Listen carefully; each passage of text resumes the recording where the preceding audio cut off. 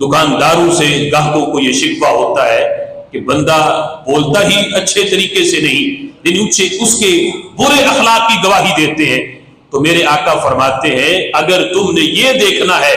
کہ کس بندے کے ساتھ اللہ نے بھلائی کا ارادہ کیا ہے،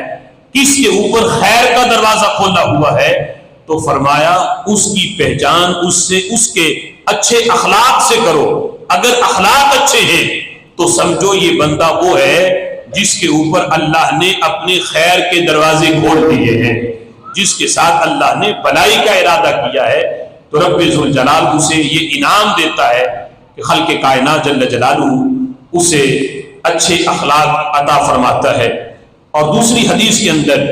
فرمایا اذا اراد اللہ بأہل بیت، رب ذوالجلال کسی گھر والوں سے اگر بھلائی کا ارادہ کرے، پہلے ایک بندے کا ذکر تھا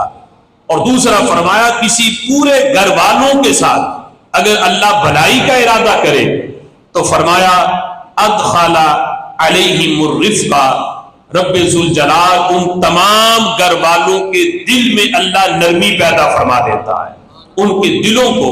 اللہ تعالیٰ نرم کر دیتا ہے، آپس میں بھی ان کے دل نرم ہوتے ہیں، اور رشتہ داروں کے لیے بھی، محلے والوں کے لیے بھی، غیروں کے لیے بھی، اپنوں کے لیے بھی اللہ تعالیٰ ان کے دلوں میں نرمی پیدا فرما دیتا ہے۔ دلوں کا نرم ہونا یہ بھی خیر کا دروازہ ہے جو اللہ تعالیٰ انعام کے طور پر اپنے بندوں کو عطا فرماتا ہے۔